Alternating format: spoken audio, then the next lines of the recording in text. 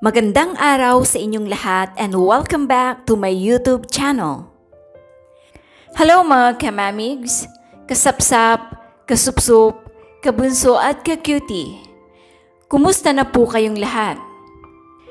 Ito pala ang tunay na dahilan kung bakit hindi nakapunta si Bunso Migs Molino at Tatay Jethro Carey sa ginanap na Mamigs Meet and Greet noong March 26, 2022. Hanggang ngayon ay hindi pa rin matapos-tapos ang issue sa nasabing pagtitipon na meet and greet ng mga Mamigs fans and supporters to show their love and supports to Bunso Migs Molino. And of course, isa na ring rason dyan kung bakit nagkaroon ng ganitong event is to get to know each other. Kasi pare-pareho lang naman silang Mamigs. Though maraming Mamigs teams ang Mamigs pero iisa ang kanilang sinusuportahan, si Bunso Migs Molino at Cutie Mahal Tesorero. Naging matagumpay naman ang pagtitipong ito na inorganize ni Ma'am Merly Peregrino, ngunit ang inaasahang star of the show ay hindi nakarating dahil na rin sa mga hindi inaasahang pangyayari, conflict of schedule or for whatever reason they have.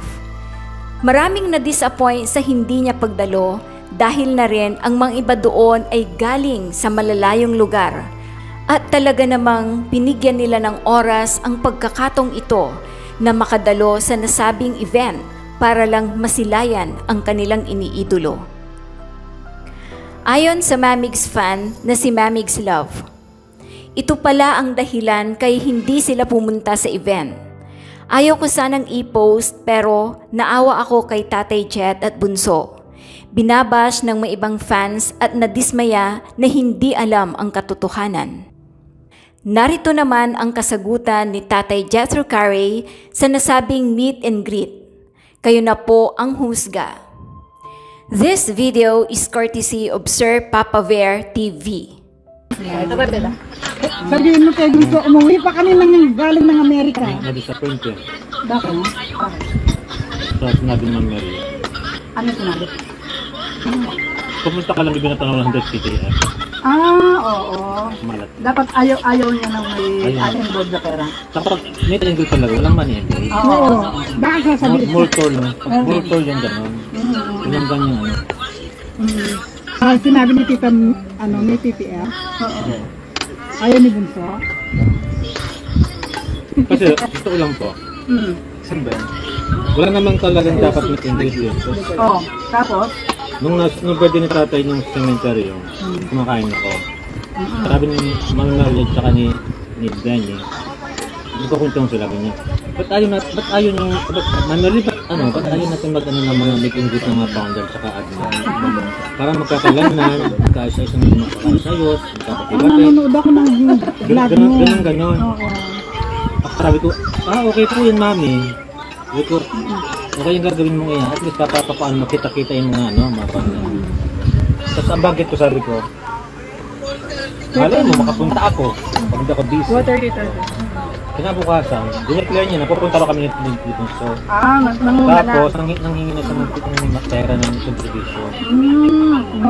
Nagulat ako, sabi ko, mami, anong ginagawa mo? Ba't ka nag-declare na pupunta kami ni Bunso at may 100k si Bunso, may 100k sa venue, 100k sa pagkain. Pero pinagdandan yan, sabi ko, wala pa naman tayong final ah. Itong barbero rin usapan natin eh. Wala pa tayong final eh, diba? Pinungunahan mo ako. Hindi, wala na ako sinasabing PF ni Mix eh. Sinabi ko no, charity na lang. Hindi nga to, nasabi mo na kumalat na. Pangit ko yun. Ibig sabihin, pupunta lang si Bunso dahil may PF. Oo, dahil may bayad. Ang meet and greet po, walang involved na money. Yan, pasasalamat ni Bunso sa mga team of supporters. Yan ginagawa sa Multur. Hindi yan sa mga lugar na sige. Naya, pag kami nakakain. Tapos meron na papipirman sa akin si Ma'am Merly.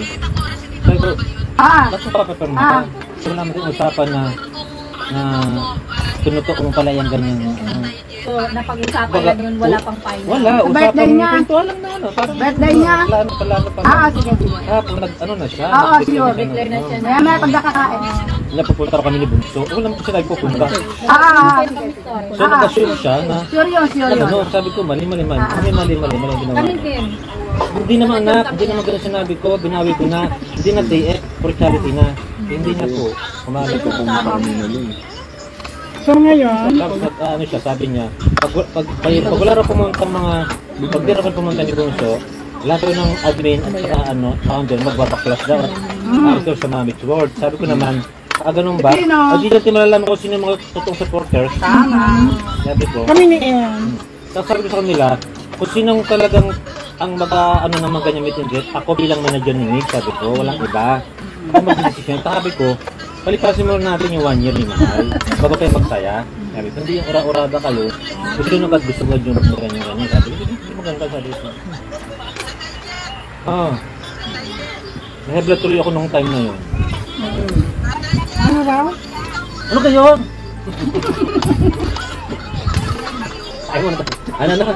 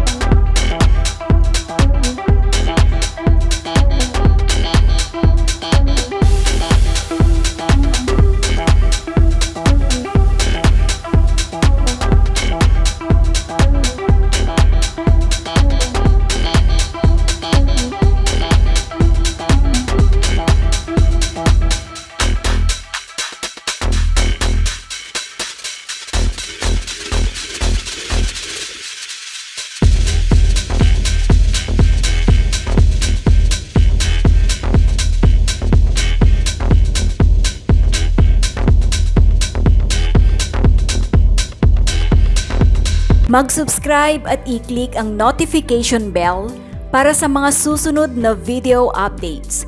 Maraming salamat po!